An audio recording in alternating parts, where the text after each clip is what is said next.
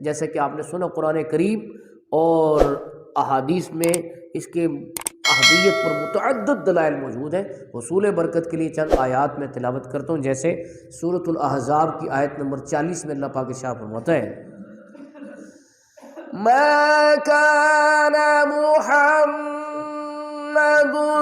أبا أحد من رجالكم ولكن رسول الله وخاتم النبيين۔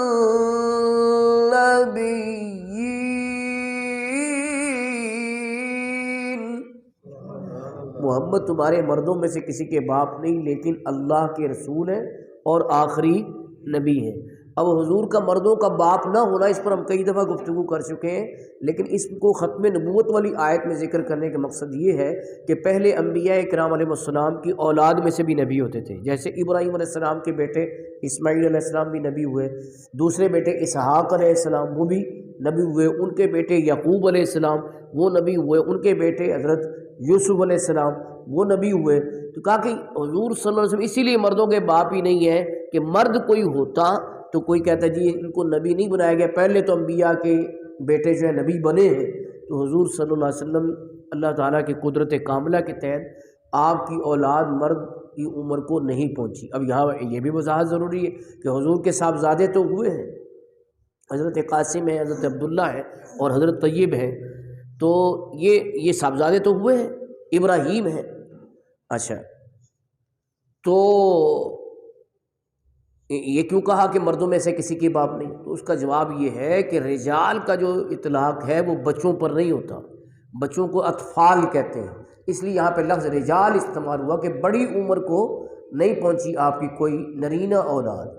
بیٹیاں ہوئی ہیں 4 بیٹیاں، کتنی بیٹی ہیں؟ تو بیٹیاں اگر کسی کی اور لوگ گھبرا جاتے ہیں، ایسی بات نہیں ہے، ہمارے آقا صلی اللہ علیہ وسلم کی 4 بیٹیاں ہیں اور نرینہ اولاد میں سے کوئی بھی بڑی عمر کو نہیں پہنچا، تو جس کی بیٹیاں ہوں اسے تو خوش ہونا چاہیے کہ میری بیٹیاں ہیں اور 4 بیٹیاں ہیں، الحمدللہ حضور کی یہ سنت پوری ہو گئی، ٹھیک ہے نا جی۔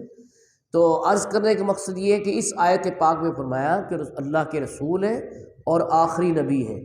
رسول اللہ کیوں کہا؟ کیونکہ رسول اپنی امت کا روحانی باپ ہوتا ہے۔ فرمایا کہ اگر مردوں کے باپ نہیں تو کیا ہوا؟ آپ پوری امت کے روحانی باپ ہیں اور آخری نبی ہیں۔ یہ سورۃ الاحزاب کی آیت نمبر 40 ہے، اور آیت نمبر جو ہے 158 سورۃ الاعراف کی، اس میں اللہ پاک ارشاد فرماتا ہے قُلْ يَا أَيُّهَا النَّاسُ إِنِّي رَسُولُ اللَّهِ إِلَيْكُمْ جَمِيعًا۔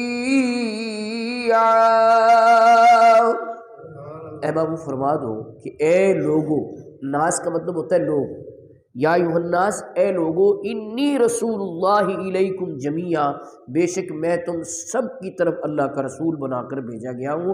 اب دیکھیں اس کے مفہوم میں کتنا زور ہے کہ پہلے مخاطب کیا گیا یا ایھا الناس، یہ نہیں کہا یا ایھا العرب، یہ نہیں فرمایا یا ایھا العجم، یہ نہیں فرمایا، فرمایا یا ایھا الناس، چاہے وہ امریکہ کے ہو، افریقہ کے ہو، انڈونیشیا کے ہو، ملائیشیا کے ہو، عرب کے ہو، عجم کے ہو، مصر کے ہو، شام کے ہو، کہیں کے رہنے والے ہو، گورے ہو، کالے ہو، سب کی طرف میں اللہ کا رسول بن کے تشریف لایا ہوں۔ یا ایھا الناس انی رسول اللہ الیکم جمیعا، تو آیت میں پہلے مخاطب کیا گیا سب لوگوں کو، الناس لفظ ارشاد فرما کے، اور آخر میں فرمایا جمیعا۔ جمیعا کا مطلب ہے اس میں بھی جمع، یعنی سب کا معنی اس میں پایا گیا ہے، اور اس میں کوئی زمانہ بھی محدود نہیں ہے کہ اس زمانے کے لیے نبی ہیں تو اگلے زمانے کے لیے نہیں۔ اب قیامت تک حضور صلی اللہ علیہ وسلم کی نبوت اور رسالت کا فیض جاری و ساری ہے، ٹھیک ہے، ساری کائنات کے نبی ہمارے آقا صلی اللہ علیہ وسلم بن کر تشریف لائے۔